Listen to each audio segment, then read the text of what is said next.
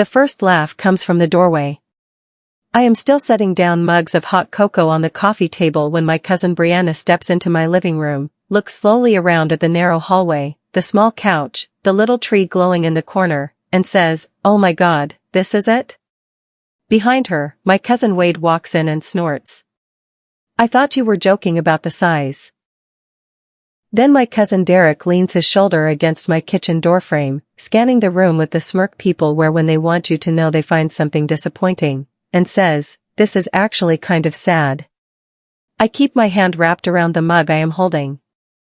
I keep it there because if I let go, my hands might actually shake, and I am not going to give them that. I invited them here before Christmas dinner because I genuinely believed that one quiet hour together in my own space, with warm drinks and the small tree I decorated 2 weekends ago, might make this year feel different. Instead, they are spreading through my apartment like critics at a house they have already decided to turn down. And not one of them has any idea they are standing inside something that belongs entirely to me. They do not even try to be subtle about it. Brianna opens my coat closet and tilts her head at it. "How do you even have guests?" Wade peers into my bedroom and says, "This is smaller than my actual guest room. Not even the main room. The guest room." Derek moves to the window, looks out, and makes a low sound that is not quite a laugh. "What's the rent here?" Because if it's more than 800, somebody's getting robbed. I force a smile so thin it feels like it might split something. "Hot cocoa's getting cold," I say. Nobody moves toward the coffee table. Brianna turns from the closet with the careful blend of pity and superiority my family has always dressed up as concern. "Sophie, you don't have to stay somewhere just because it's familiar. You can move on." The sentence lands like a hand on my shoulder I did not ask for. Because they genuinely believe they are seeing my situation clearly. They genuinely believe the picture they are looking at is the whole picture. They are not even looking at the right painting. Before I tell you what happened next, let me step back. Because this story did not begin on Christmas Eve. It began years earlier, in quiet decisions and early mornings and long spreadsheets and a property nobody in my family thought was worth anything, including me, at the very beginning. My cousins mocked my tiny apartment at Christmas, they didn't realize I owned the building. My name is Sophie Bennett. For most of my adult life, my family has treated me like the quiet cousin who never quite caught up. The one who doesn't brag. The one who doesn't explain herself. The one they assume is still figuring things out because she lives simply and doesn't post her victories online. I learned early that in my family, silence and failure looked the same from the outside. If you weren't announcing something, you must not have anything to announce. What they never considered was the third option. That maybe you had something worth protecting, and you simply were not interested in handing it to people who would only use it to measure you. Christmas was coming. My cousins had been measuring me for years. And they were about to discover exactly how wrong their numbers were. In my family, every holiday turned into a scoreboard.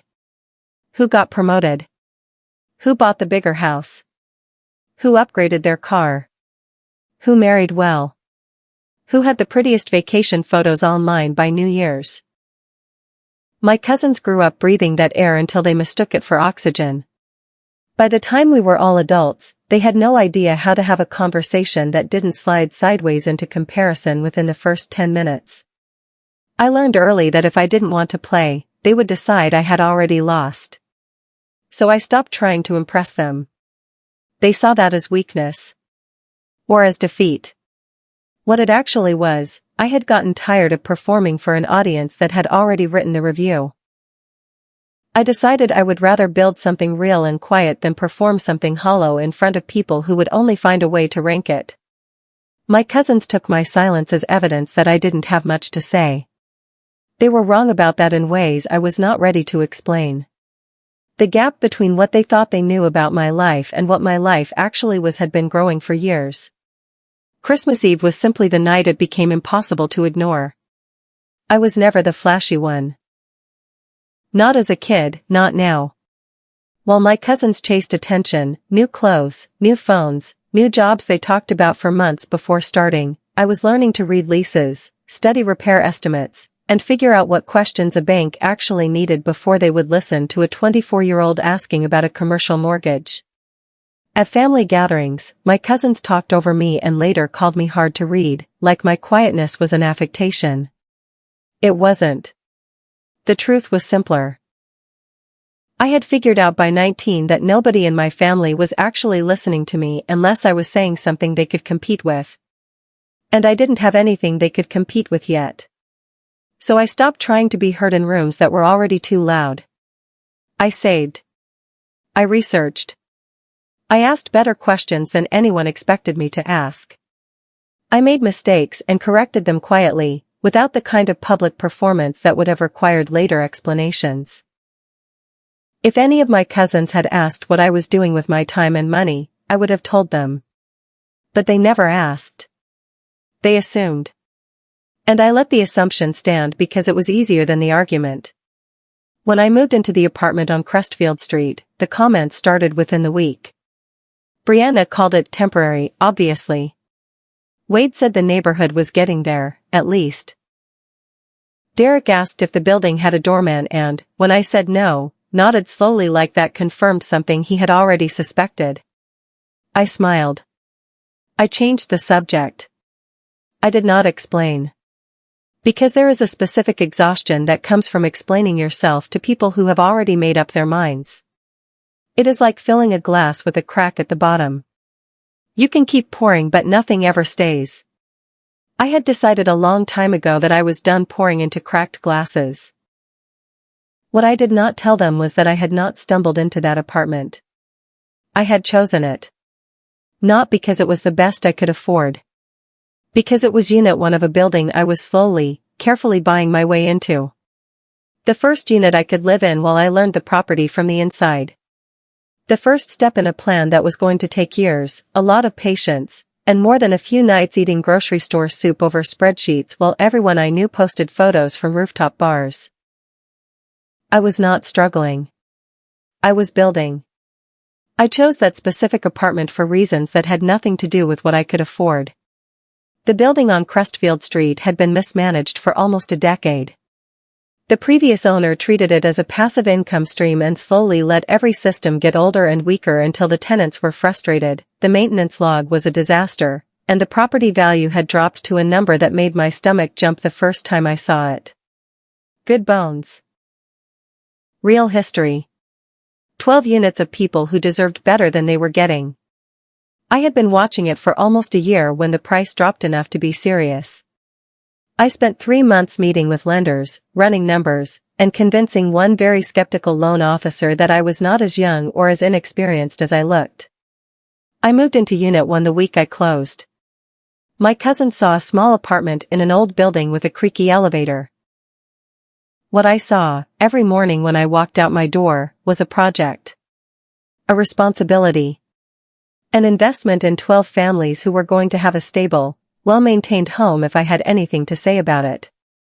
I had a lot to say about it. I just wasn't saying any of it out loud yet. The building was not beautiful when I bought it. I want to be honest about that. The elevator made a sound on every floor like it was personally offended by the request. The hallway carpet had been there long enough to feel like a permanent feature. 2 units had plumbing repairs I can only describe as optimistic. But it had structure. The bones of it were solid. The building had been standing since 1952 and intended to keep standing if someone would just give it the attention it had been denied. So that is what I gave it. Every dollar I did not spend on a luxury car payment went into the building. Every month, instead of redecorating my own unit, I was replacing old wiring in Unit 6 or upgrading the security lighting or finally getting the roof assessed by someone who knew what they were looking at. My cousins posted vacation photos and bought statement furniture and renovated their kitchens in ways that photographed beautifully. I fixed things that could not be photographed and kept the receipts in a folder. It was not glamorous. But the building was becoming something real, and that was worth more to me than any photo that could have been taken of it. There is a particular loneliness to building something in secret. Not dramatic secrecy. Just that nobody around me was asking the right questions, and I had stopped offering answers to questions nobody asked. My cousins called occasionally. The calls always went the same way. Still in that apartment? Yes. Any plans to move up? I'm working on things.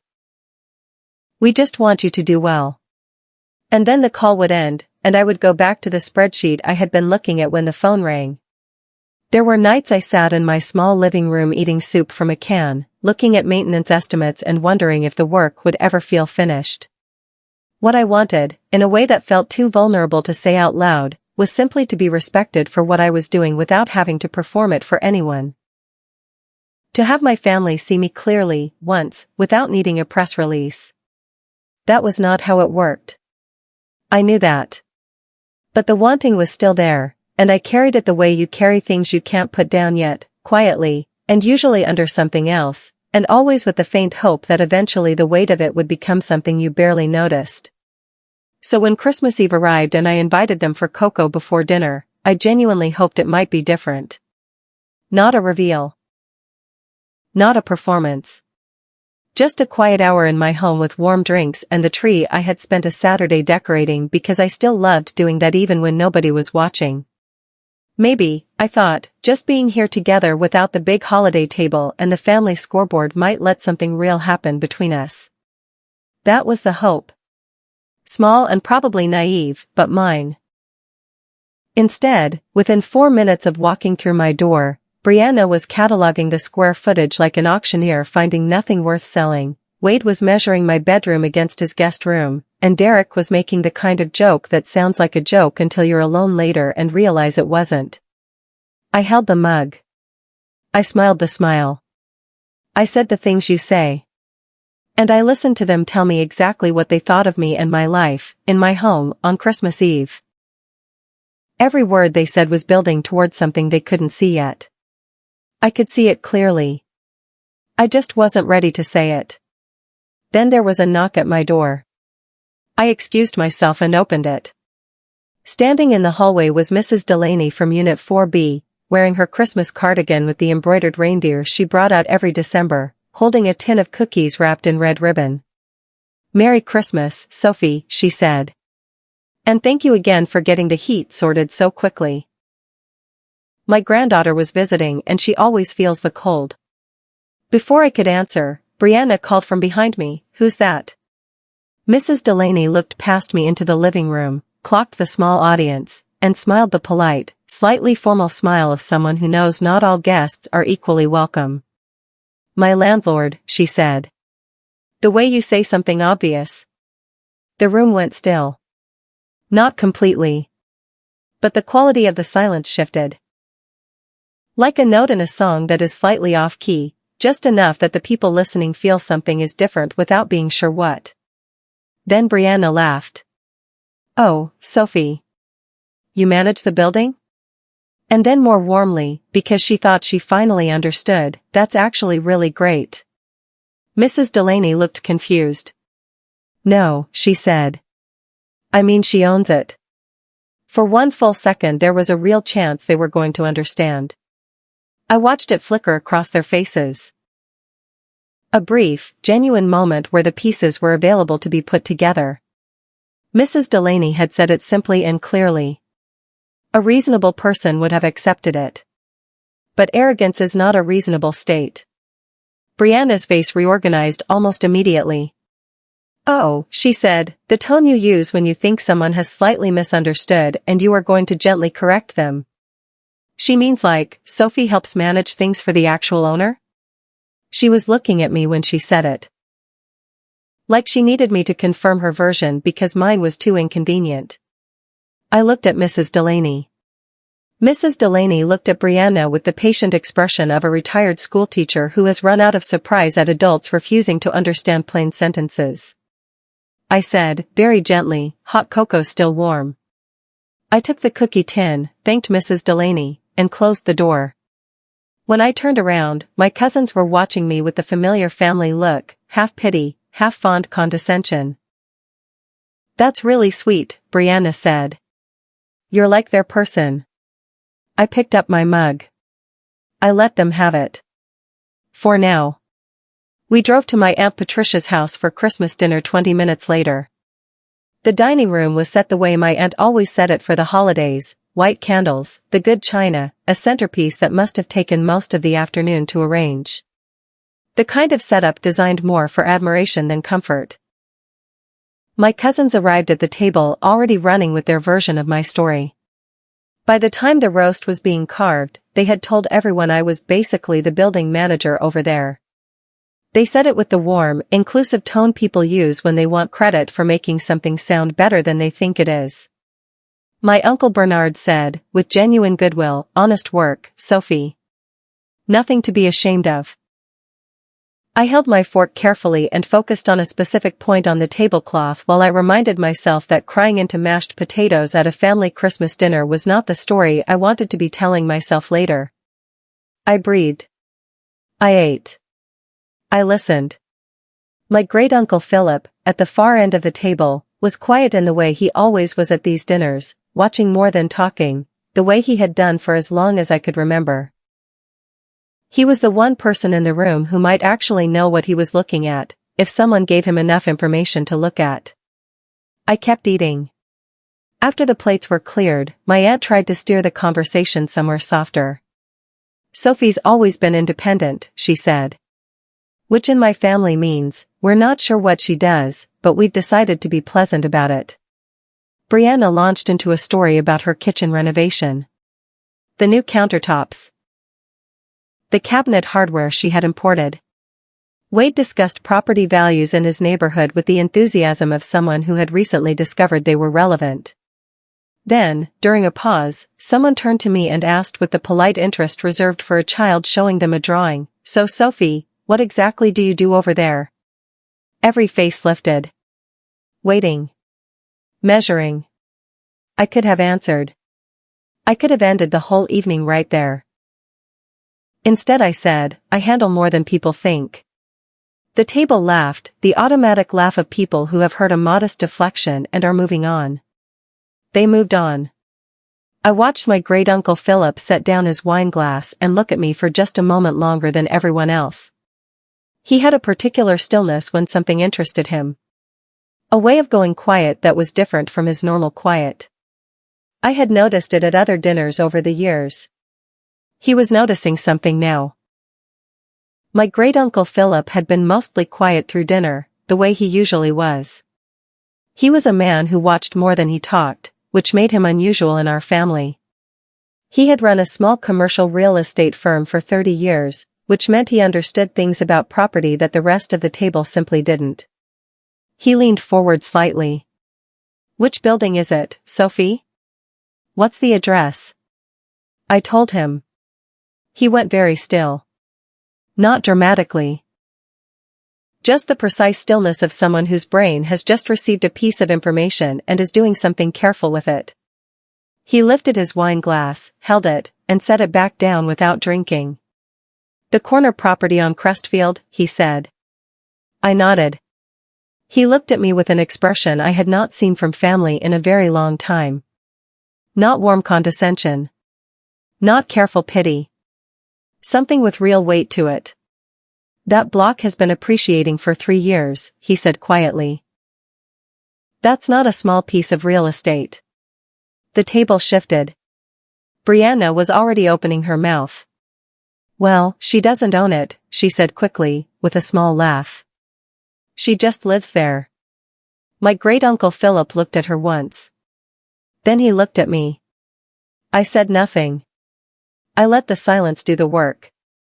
Halfway through dessert, my phone buzzed against the table. I glanced down. Emergency line. Unit 2A. Water leak near the kitchen wall. I stood immediately. "Sorry. I need to take this." Brianna leaned toward Wade and said in her generous voice, "On call 24/7. Real dedication." I stepped into the hallway and answered. I asked the right questions, confirmed the location, instructed them to shut the valve under the kitchen sink, and told them I would have the emergency plumber I kept on retainer available within 10 minutes. I solved most of the problem in my aunt's hallway on Christmas Eve in under 7 minutes. When I came back to the table, my aunt said warmly, "You really are dedicated to that job." I sat down, picked up my fork, and said, "When something is yours, you take care of it." Nobody registered the sentence correctly. Almost nobody. My great-uncle Philip had gone still again, the way he did when something had confirmed what he already suspected. He caught my eye across the table. He gave me the smallest nod. I gave him one back. The rest of the table had already moved on to the next conversation. After dinner, while my cousins were in the living room and the family managed the ongoing project of the dessert table, my great-uncle Philip found me in the kitchen. I was wrapping leftover bread in foil, which I always do at family dinners because it gives me something useful to do with my hands. He kept his voice low. Not secretive, just measured, the way he always spoke. "You own the building," he said. Not quite a question. But there was a question in it. I set down the foil and looked at him. Then I nodded once. He studied me with an expression I had to take a moment to identify because I had not seen it directed at me from family before. It was respect. Plain and uncomplicated. The kind that does not need to perform itself. "How long?" he asked. "Coming up on 4 years. And they don't know?" "No." He was quiet for a moment. Then he looked toward the doorway where the sounds of my cousins talking too loudly filtered through, and he said, "They should have paid more attention." It was, without drama or decoration, the kindest thing anyone in my family had said to me all year. I pressed the foil flat over the bread and did not say anything, because I did not need to. I thought the evening was nearly over. We were all heading back to my apartment. My cousins had left a dessert tray behind and somehow the whole group ended up walking the 4 blocks together in the cold, Brianna's heels clicking on the sidewalk, Wade and Derek talking about something I had stopped following. Then Brianna fell in step beside me. She was a little warm from the wine. She smiled at me with an expression I can only describe as tenderly condescending. "Listen," she said, "if you're ever thinking about getting into something more substantial, I could connect you with my realtor. Very patient. Great with people starting from a smaller place." I looked at her. She kept going. "I know the tiny life thing feels like a choice right now. But Sophie, you're not getting any younger, and there's no shame in wanting more. Nobody's going to think less of you for reaching." She patted my arm. That touch. Gentle, completely careless, loaded with certainty, made something go cold and quiet inside me in a way that was actually very clarifying. "It is a choice," I said. She smiled and nodded like I had agreed with her. She still had no idea what I was agreeing about. Back in my apartment, everyone spread out the way they had before dinner. Brianna drifted into the kitchen to retrieve the tray she had left. Derek leaned against the wall, scrolling his phone. Wade stood at the window again, looking out. Then Brianna said, from the kitchen, "What's all this?" I turned. She was standing at the counter looking at the stack of folders I had left there before dinner. Her hand had found them the way hands find stacks of papers, without fully deciding to reach. But she had picked one up, and her eyes were moving across it. It was a contractor bid for the 3rd floor hallway renovation. At the top it listed the building's LLC name.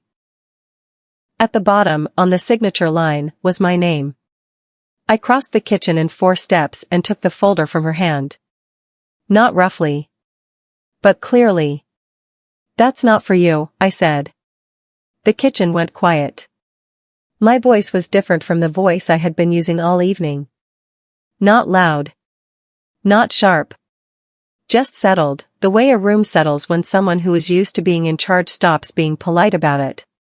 Everyone in the apartment heard the difference. Brianna looked up at me. The easy confidence of someone who had been certain all evening was gone, replaced by something more careful. "Wait," she said. "What was that document?" Nobody moved. The Christmas tree lights blinked softly in the living room. Outside, the cold night was quiet.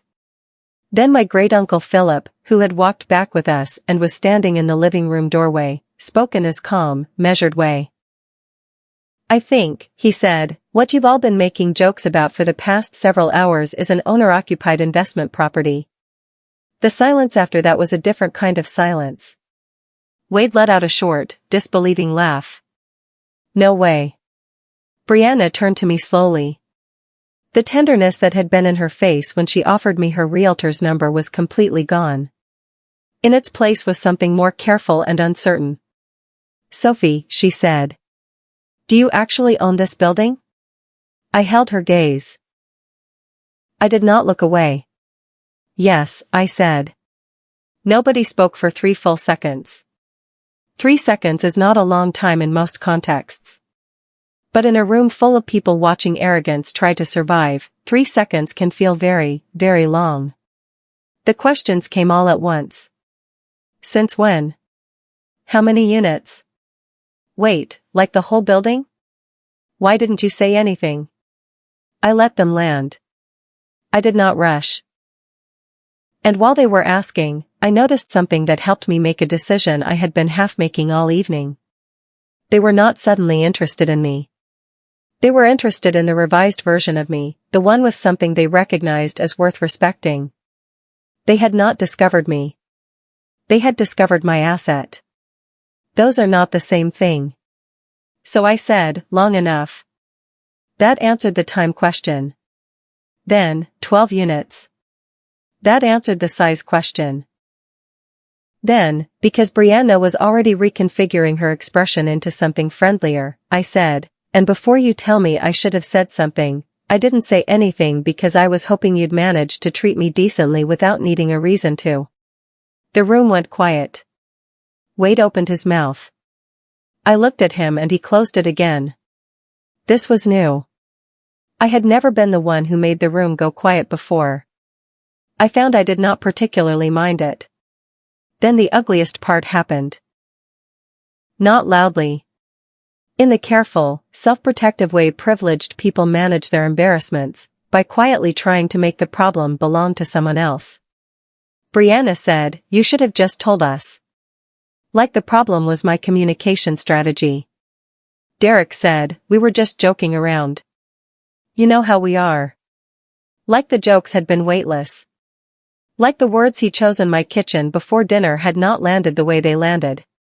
Wade, to his credit, said nothing. He looked at the floor. My Aunt Patricia, who had come back with us, looked at her children with an expression too tired to be anger and too embarrassed to be pride. Then my great-uncle Philip said, very clearly and without drama, "No. You were not just joking. You spent the evening deciding how to rank her. You just made a bad bet on where she ranked." Nobody argued. The room held that sentence for a long time. And in the space where a rebuttal should have gone, there was nothing. Because the honest answer to being caught being cruel is not clever. There is no elegant sentence that makes it less true. My family sat in that truth. It was uncomfortable for them. I noticed it was not uncomfortable for me. One by one they started trying to rebuild. Brianna made a comment about how impressive it was, with the enthusiasm of someone repainting a wall while the ceiling is still wet. She always knew I was doing something interesting. She had totally respected how private I was. Derek found his phone absorbing. Wade sat on my small couch and looked at the coffee table. To his credit, he seemed to be experiencing something closer to genuine discomfort than performance. My Aunt Patricia turned toward her children with a voice that had gone tight in the way of someone keeping a much larger feeling in a small container. "You walked into her home and mocked her on Christmas." Brianna opened her mouth. "No," my aunt said. "Just sit with that." Brianna closed her mouth. The cousins who had spent years measuring everything I did and finding it wanting were now sitting in my living room doing the specific quiet of people who have been forced to understand they were wrong in a way that cannot be undone by being charming about it. What I felt standing there was not satisfaction exactly. It was clarity. The kind that arrives when you have been waiting for something for a long time and it finally comes, and the coming of it is quieter and more complete than you expected. After a moment, I walked to the window. Outside, the building stretched around and above me in the dark, the worn brick, the warm squares of light behind old glass where my tenants were spending their Christmas Eve. Mrs. Delaney in 4B. The family in 2C whose kids had taped paper snowflakes to their window. The young couple in 6A who always left their welcome mat out. People who had trusted me with their homes. People I had worked for 4 years to protect. I turned back to my family. For the first time in my memory, I did not feel smaller than them. I felt separate from them. Standing somewhere else entirely, looking back. I didn't tell you, I said, because I wanted one Christmas where I was treated like a person and not a position. I wanted to come home and have people just be glad I was there. I paused. I couldn't even get basic courtesy without it. My cousins looked at the floor, the walls, the small Christmas tree. Anywhere that was not my face. Because the truth, when it finally arrives in a room, has a way of being much heavier than the lie that held things in place before it. After they left, my apartment was quiet in the way it always was when it was only mine. The mug still sat on the coffee table. The cocoa had gone cold. The little tree glowed in the corner exactly the way it had before they arrived, because the tree did not care what had happened in the room. It was just doing its job. I stood in the middle of my living room for a while. What I felt was not what I had expected. I had spent years imagining a moment like this in fragments. The version where they finally understood, where the truth came out, where the measurements they had always applied to me shattered against what my life actually was. I thought it would feel like winning. It felt like relief. Clean and quiet, the way relief is when something you have been carrying for a long time finally gets to rest. Because the reveal was never really about the building.